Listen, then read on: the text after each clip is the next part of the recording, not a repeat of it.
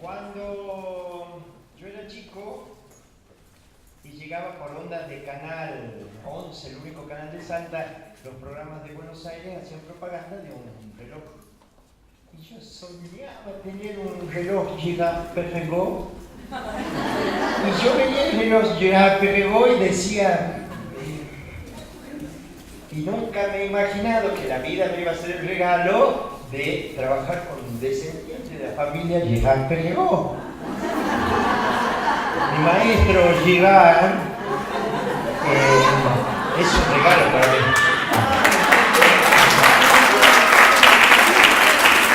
Ahora voy a esperar a un regalo que me hagan ustedes. Porque en realidad la palabra perdón viene de perdonare, donar a través. Yo voy a hablar de cosas que no sé, me voy a meter en el mundo de las trabajadoras sociales, de los psicólogos, de los psiquiatras, y pido perdón por eso, que ustedes me den el regalo de disculparme. En realidad lo que quiero es trabajar algunas cuestiones relacionadas a la integración de la persona, a la sustancia con la cual los agentes de salud podemos adherir y ser verdaderos operadores de salud, y todos como pacientes a la libertad de ejercer la elección de quién nos atiende. ¿Sí? O sea, en el fondo, cuando nosotros somos pacientes podemos elegir ser atendidos por este y no por este otro. No hago caso habitualmente, y cuando me dicen hablar del sanador herido, yo pongo el guardián de la salud. Pero la palabra guarire en italiano viene de guardare, y yo la tengo incorporada en mi vida. Yo lo llamo el guarda, el que mira la propiedad, el que guarda, el que cuida, el que observa. Y guardar la salud significa guardar la integridad, porque salud viene nada más y nada menos que del sánscrito salvatatis, que significa entero. Cuando algo está entero, está sano, y si está roto en pedazos, está enfermo. Guardar la salud y ser un cuidador en realidad es estar atento a ser un sanador que mira la integridad, aunque a veces solo atienda, y ahí haremos la gran Josefina Lartigue, atienda o tienda a una sola área. La Adriana solo verá la parte psicopedagógica y las trabajadoras sociales verán el mundo de la red de sostén social, si algo así se dice, ¿no? Y nosotros los médicos nos miremos más para lo orgánico si tenemos alguna respuesta, y el psiquiatra para la psique. Entonces yo voy a hacer eso. Vamos, Lucho, dale.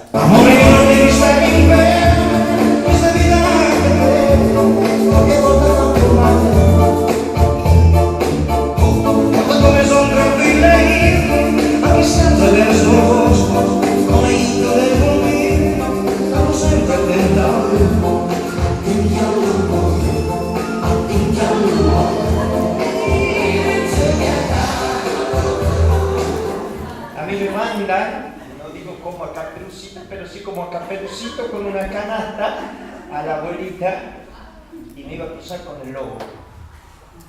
Pero a Dios gracias, aparece otra guardati, en realidad mi señora, que me canta esta canción con su vida. Paola la guardati, Paola ya ha visto todo. O sea que vuelve a aparecer esto de ser guardián, mirado, observado, de guardar, ¿no? En mi mujer. La guardati. Y acá aparece el gran guardián, que el profesor me había inspirado el año pasado, con el arquetipo del sanador herido. Queirón, o Queirón, o Quirone, en italiano, era un centauro de la mitología griega. Los centauros habitualmente eran malos, eran dañinos, eran medio macabros, cuerpo de caballo y tronco de ser humano, de varón, de hombre. Habrá alguna centaura, pero no la conozco en la historia.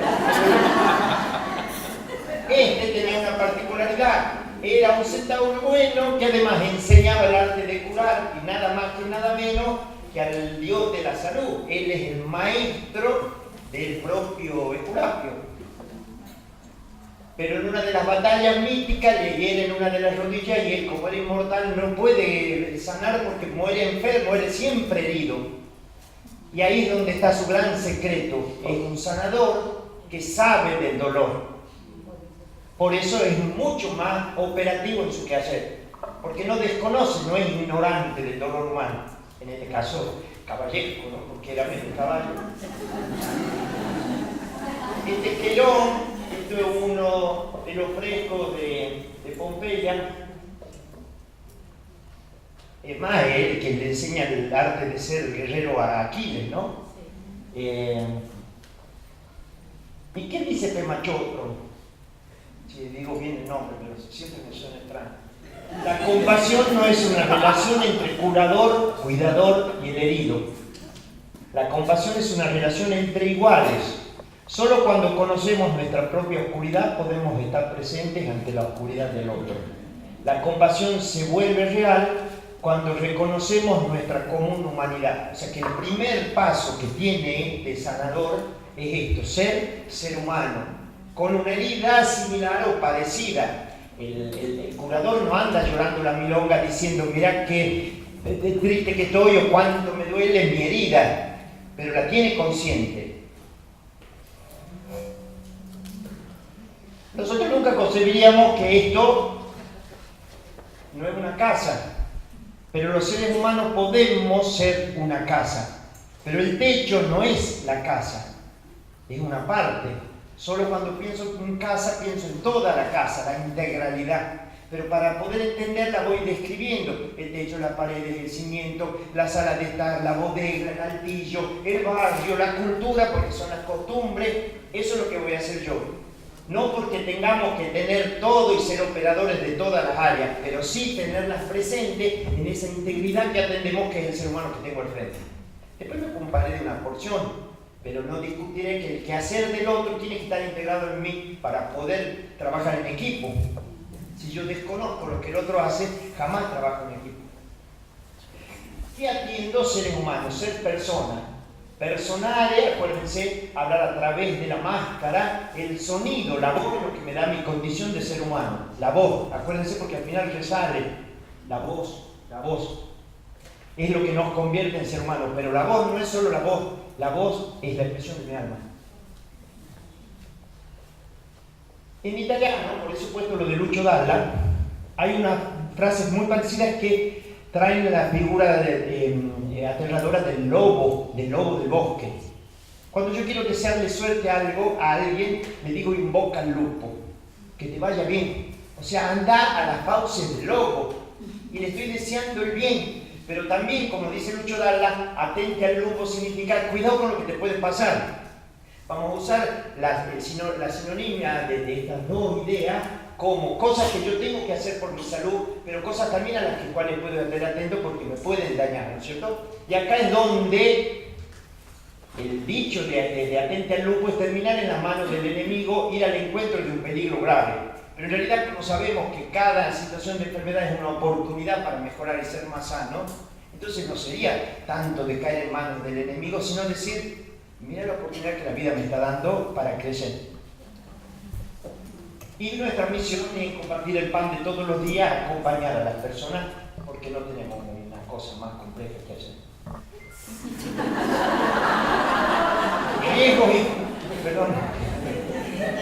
Riesgos y fortaleza, cuidados y curados. Acuérdense que la palabra curar en italiano significa cuidar y curar. Son las dos cosas. Cada etapa, cada uno de nosotros se ocupará de una etapa distinta. Yo me ocupo de los adolescentes y tengo en cuenta y tenía cada registro de las áreas de potencia y de las áreas de peligro. He tratado de ampliarla, pero no he sido muy capaz, me costó muchísimo. Y he llenado esto como la ancianidad, la plenitud, porque encontró la palabra de pleno o plenitud que contiene lo máximo que se puede, es decir, cuanto se es capaz de contener. Me parece que la ancianidad es una etapa, será porque tengo los papás ancianos, 93, 82 años, y estoy disfrutando por primera vez de la convivencia con ancianos en la casa, ¿no? ¿Cualquier guardián? No, un guardián humano, un sanador, un curador, que ve la integralidad del otro. El guardián que ve a través de la realidad oral, o sea, lo que se dice, gestual, lo que se expresa con el cuerpo, y visual, lo que veo.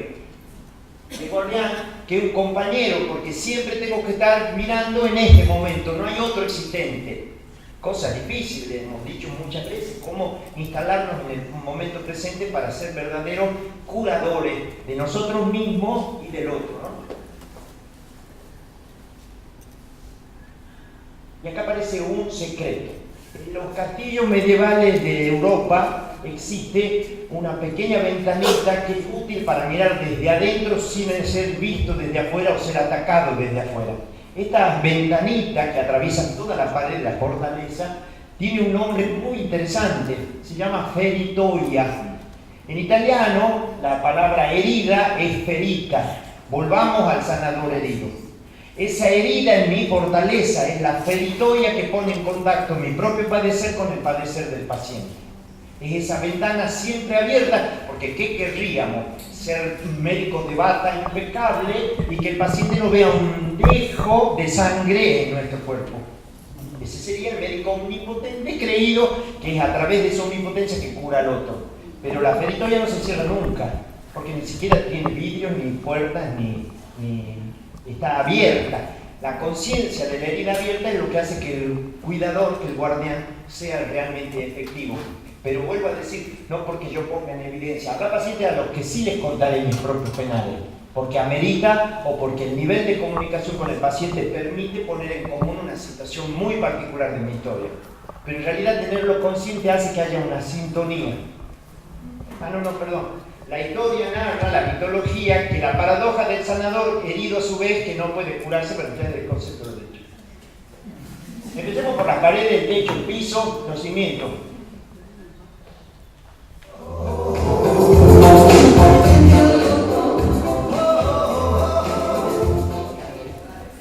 El examen físico dialogado, hablar con el paciente mientras yo lo reviso, ir contándole cada cosa que descubre, cada cosa que me llama la atención.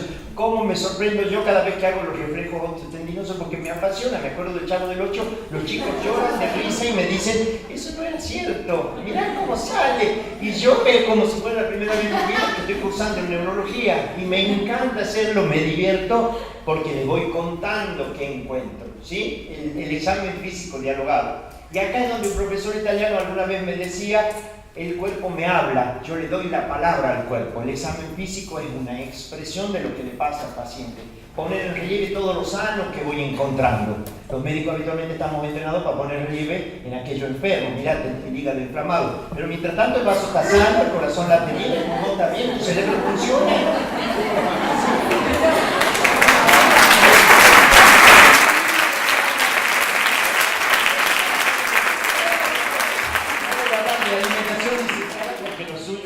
Pero tener en cuenta que podemos hablar con el paciente de qué comemos, de qué no comemos.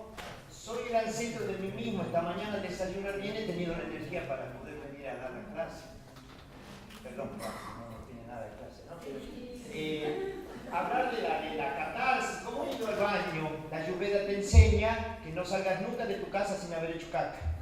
Porque dice, ¿por qué tengo que llevar yo hoy encima el resto de ayer?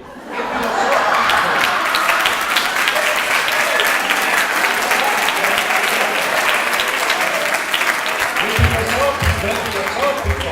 Si lo hago con el organismo, con la entraña, ¿cómo no lo voy a hacer con mi ser? Lo de ayer ya no existe, lo de ayer queda en la letrina.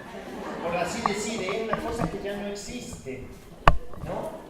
Eso me ayuda a mí muchísimo a ser un poco más higiénico conmigo mismo. Me ayuda después de ir al baño y lavarse las manos, como decimos. Bueno, el sueño, el magistral lo de hoy. Pero no arriba,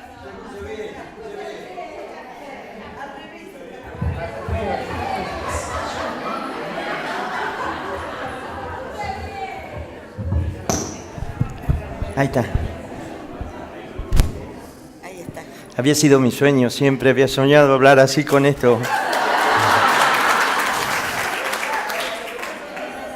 La sexualidad, la anatomía, la fisiología, nosotros hablamos tanto, dialogamos con los chicos, con los pacientes. A cualquier edad la sexualidad es hablable y a cualquier edad podemos derivar al ginecólogo, a los andrólogos, si es que existen en nuestra zona, para que el paciente pueda disfrutar, vivir una sexualidad integrada, aplicada a la vida cotidiana y ser feliz sexualmente y eróticamente, ¿sí? La actividad física, un nadador, yo nado todos los días 1800, 2000 metros, disfruto del agua, me encanta tener el agua, rezo mi mantra Ramadasa y disfruto y salgo como si la vida me hubiera cambiado por esa hora y cuarto o hora de nadada, ¿no? Atento, la complejidad humana hace que vamos más allá del cuerpo. No nos quedemos en el cuerpo, el ser humano es algo más que un hígado andando, ¿no? Bueno, vamos a la sala. Las habitaciones, la cocina, la sala de estar, son las emociones, son los sentimientos, lo que tengo acá. Tenerlo atento, o sea, estar atento a eso, tenerlo en cuenta. Yo puedo estar palpando un hígado, pero puedo ver la cara del paciente que sufre, ¿no?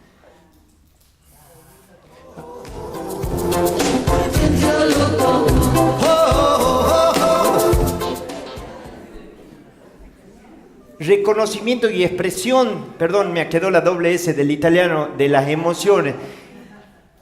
Que los pacientes puedan expresar sus emociones, pero tengo que partir también yo, si soy un curador, si soy un cuidador, en que mis emociones sean expresadas durante la consulta. Eso hace que el paciente encuentre un eco y una ida y vuelta de lo que se está sintiendo, ¿no? La expresión como la emoción expresada, me refiero. Como a veces la enfermedad es la expresión de la emoción no dicha. Yo siempre les digo, si la emoción está adentro, yo tengo que aprender a abrir puertas y ventanas para que la emoción salga. Si no, arrastra el cuerpo y lo enferma, ¿no? Y acá es donde le damos cuerpo a la palabra. Cuando el paciente habla, toma cuerpo su ser. Son dos instancias que se pueden ir dando conjuntamente. Cuando me cuenta su historia, cuando me cuenta su padecimiento. Él, su familia, no nos hablamos solamente de un paciente. Bueno, acá podemos hacer el lobo bien presente. Los médicos no tenemos formación en psiquiatría preventiva, no sabemos hacer. En el adolescente a mí me aterra que tengamos signos de psicosis temprana y nadie los mira hasta que no hacen el brote cuando termina la adolescencia. Y es terrible. Y a veces, como se dice en el norte, a lo lejos te vi venir y te reconocí por el trote. O sea, uno los reconoce si tiene un mínimo. A mí, ¿qué me ayudó? El miedo a la enfermedad mental. Como yo le tenía mucho miedo, un terapeuta sabio me dijo, vamos a usar esa intuición, esa sensación de miedito para que intuyan, no que hagas diagnóstico. El diagnóstico lo hace el psiquiatra. Pero he entrenado mi capacidad de percepción de la enfermedad mental a través de ese resquemor que me genera tener al frente una persona con un trastorno psiquiátrico. No me juego, pero sí pido siempre una interconsulta psicológica, psiquiátrica en complejidad de acuerdo a lo que vaya viendo. Después vamos a volver con esto de la idea suicida o la tentativa, porque en la adolescencia y en nuestra zona es muy alto el índice de suicidios adolescentes. Vamos al altillo, vamos arriba, subamos hasta el ático, vamos al desván. Y acá entramos en la azotea, el pensamiento, la capacidad cognoscitiva. Tengamos en cuenta en el modo que nuestros pacientes son chicos en proceso, pero también tengamos en cuenta, hay deterioro intelectual, no hay deterioro intelectual, cómo vamos percibiendo qué cosas nos dice, qué cosas favorecen el desarrollo o las capacidades intelectuales. Han hablado mucho mejor que yo en las cuestiones del pensamiento, el estudio, la búsqueda del conocimiento, la investigación, la progresiva comprensión de la realidad. O sea, el desarrollo cognoscitivo hace que yo pueda estar más defendido frente a la realidad tan compleja que tenemos los seres humanos en la actualidad. El asombro, que es quitar la sombra de las cosas, a mí me lo enseñó mi mamá. Mi mamá nos enseñó siempre a asombrarnos de lo cotidiano. Y es una mujer que tiene 7º grado, pero en realidad el asombro forma parte de un gran entrenamiento que nos hace personas sanas, ¿no? Y vamos abajo, al subsuelo, a la despensa, a la bodega, al inconsciente. Se lo dejamos al psicoanalista y yo soy honesto y lo mando, que haga un poco de diván por lo menos. Mi terapeuta me dice, ¿querés hacer diván? Y le digo, no, le digo, si pudiera estar a upa tuyo, le digo, me subo de a tu brazo.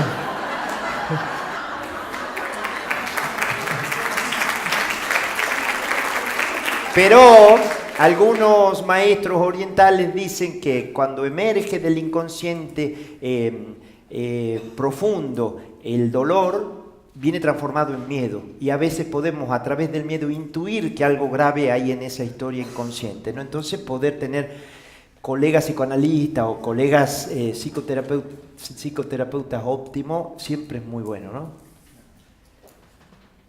Ojo con el médico que no crece con sus pacientes, porque si bien es cierto que a través de los pacientes se cura a sí mismo, es también cierto que él cura a sus pacientes a través de sí mismo.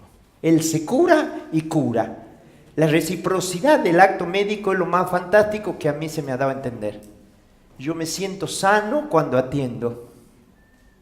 Me hace tanto bien atender que cada vez que termino una tarea, una jornada de tarea, me siento una persona más sana.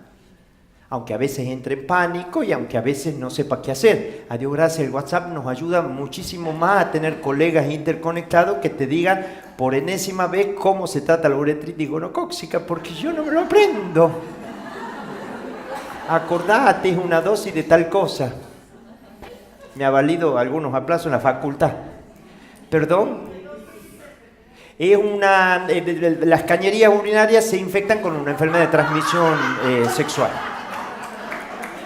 ¿Está claro? Sí.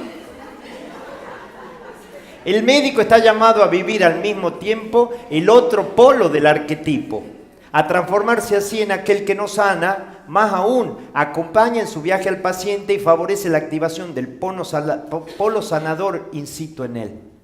Si el paciente me ve siempre omnipotente y solamente en una actitud de médico, no humano sufriente, nunca puede posicionarse en el lugar de posible curador a sí mismo. ¿Quién se cura? No el médico, aunque se cure, pero el que se cura es el paciente. El médico es solo un operador del cambio, ¿no?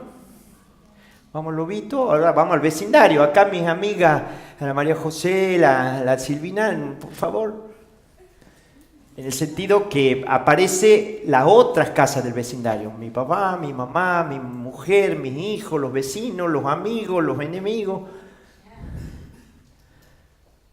¿Qué lugar ocupa esta persona en la familia?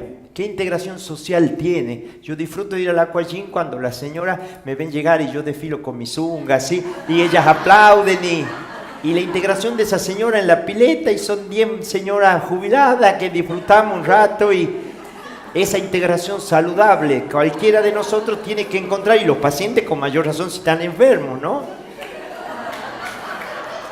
La sexualidad en el contexto sociocultural. ¿Qué dice bueno, lo del debate del aborto nos muestra que el contexto sociocultural es una permanente lucha para saber quién tiene la justa. Y la sexualidad, nadie tiene la justa. Cada uno la suya y punto, ¿no? Porque así es. Bueno, eso quedó, perdón, de la vez pasada. Vecindario, seguimos con la cultura. Y en la cultura aparece el riesgo. En los adolescentes no hay duda que las cuestiones de la realidad adolescente en sí misma ya es un gran riesgo. Pero nosotros, ¿qué podemos ampliar hacia la humanidad entera? El sexismo, la violencia sexual, las enfermedades relacionadas con la moda y la alimentación, los accidentes de tránsito, que son una verdadera calamidad en el sentido que es lo que nos mata mientras circulamos por la vida. Estas camionetas, hoy lo hablamos con Gustavo, ¿no? Que son armas de muerte. Esto no lo he traducido porque no he podido encontrar la misma. Es muy lindo lo que dice, nuestra humanidad es la única llave de acceso a la humanidad del otro. En el trabajo de curar, el factor personal es el primero e indispensable factor profesional. En la relación no está solo la fragilidad del otro, también nuestra vulnerabilidad. Para poder cuidar a los demás, tenemos que constantemente curarnos a nosotros mismos. El vecindario, la cultura, otros aspectos culturales, los medios masivos de comunicación, internet, con toda la fuente de enfermedad que promueve o que puede ser un gran favorecedor de salud, cómo las cosas pueden tener una realidad ambivalente, ¿no? El alcohol, el tabaco y las drogas, no hace falta agregar mucho. El piercing y los tatuajes como moda, el piercing en los aros, ¿qué es un embellecimiento? La hermosa Elba me dice en genuina interrogación, ¿por qué te pusiste el aro? Y yo la miro y ella es tan buena que me surgió la pregunta más genuina, para estar más lindo. Y la colega que estaba al lado dice, aún más, o sea que frente a mi apreciación, El adulto, la presencia de adulto, la autoridad, las normas, la ley, el cumplimiento, tanta ley escrita y tanta ley no aplicada en nuestro país, que es una enfermedad cívica. Yo creo que es una de las grandes laceraciones que tiene nuestra comunidad civil, ¿no? Hay mucha norma escrita, pero poca norma aplicada. Y vamos ya para el último, la chimenea. Ya estamos cerrando la casita, tenemos nuestra chimenea, algo que va más allá de nosotros. Sale el humo y va más allá. Somos nosotros, pero va más allá de nosotros. Esa es la trascendencia, la espiritualidad humana. Y les cuento una situación particular con un paciente. Síguelo, Dios, que soy pesado. Llega el paciente, 16 años, gordito, fornido, y la madre que lo único que hacía era hablar mal de él. Es un mal estudiante, es un incumplido, no hace las tareas, me tiene harta. Lo he sacado de básquet, por esa razón lo he sacado de básquet. El gordo, los ojos en lágrimas. 10 minutos, por primera vez en mi vida, esa mujer lo único que hacía era hablar mal del chico, hablar mal del chico. Le suena el celular, sin pedir permiso, la mujer se va de la consulta. Y el chico me mira a los ojos y me dice, ¿qué hago cuando me subo a la terraza y me vienen los pensamientos negros? Entonces yo le preguntaba a Dios o al Supremo Creador, ¿por qué a mí? O sea... Y me vino la anécdota del abuelito que le decía al nieto frente a la pregunta, abuelo, ¿por qué existe el odio? Y el abuelo le dice, en el corazón del hombre hay dos lobos que pelean, uno que odia y uno que ama. Y pelean permanentemente. Entonces el chico le dice, abuelo, ¿quién gana? El que se alimenta más. Entonces le dije yo, en nuestro corazón hay dos lobos, uno que quiere vivir y otro que quiere morirse. Le digo, todos en alguna vez en la vida hemos querido morir, no, porque no aguantábamos la situación. Y sobrevivirá aquel que alimente. Mientras tanto, no soy tan necio de creer que eso es curador. Vamos a ir a una psicóloga, vamos a hacer un diagnóstico, pero lo primero que le digo, para hacer un contrato de confianza, le digo, no te preocupes que lo del básquet lo resuelvo apenas entra tu mamá. Entra, no, le digo, el chango, le digo, está muy con sobrepeso, le digo, necesitamos entrar. Usted, que es una madre responsable, jamás me diría que lo vamos a mantener en un riesgo con sobrepeso. Este tiene que volver al básquet esta misma semana. Por supuesto, vino, hicimos la consejería, hicimos la derivación a la psicóloga. Pero esto, que parece una cuestión solamente anecdótica, tiene que ver con hablar de la trascendencia humana, ¿no? Que le da sentido a una historia. Y acá es donde aparecen cuestiones que nosotros tenemos que mostrar no con palabras, sino con los hechos. Nosotros que tenemos que mostrar que nuestra profesión, que nuestra actividad es trascendente para nosotros, que tiene un sentido. Y acá aparece el maestro Víctor Frank. He encontrado el significado de mi vida ayudando a los otros a encontrar en su vida un significado, ¿no? Y lo último, no basta preguntarse el sentido de la vida, sino encontrar las respuestas respondiendo a la vida misma. Es la vida la que nos interpela, dice Víctor Frank, ¿no? No tengan miedo de sus heridas, de sus límites, de su impotencia. Porque es con ese bagaje que están al servicio de los enfermos y no con las presuntas fuerzas o el presunto saber. He encontrado este perrito que tiene que ver con el manga, esos dibujos japoneses, y se llama El Guardián de las Estrellas. Y digo, qué raro, Guardián de las Estrellas en medio de soles, de girasoles. Nosotros somos así, estamos en medio de gente que por sí misma brilla. Y el perro guardián no hace la obra del dueño de las ovejas, solo le avisa. Ese es nuestro quehacer como profesionales. Avisamos, estate atento porque esto no está andando bien, vos te curás. Yo quiero compartir unas palabras de Milton Nascimento que dice, la canción es nuestra vida y la voz es nuestra alma. Y Milton dice esto. Hay canciones, hay momentos, yo no sé cómo explicar. La voz es un instrumento que no puedo controlar. Ella va hasta el infinito. Ella nos amarra a todos nosotros. Es un solo sentimiento en la platea y en la voz. A canzoni sia momento. em que a voz vem da raiz. Eu não sei se quando triste ou se quando sou feliz. Eu só sei que há momentos que se casa com canção de fazer tal casamento, vive a minha profissão.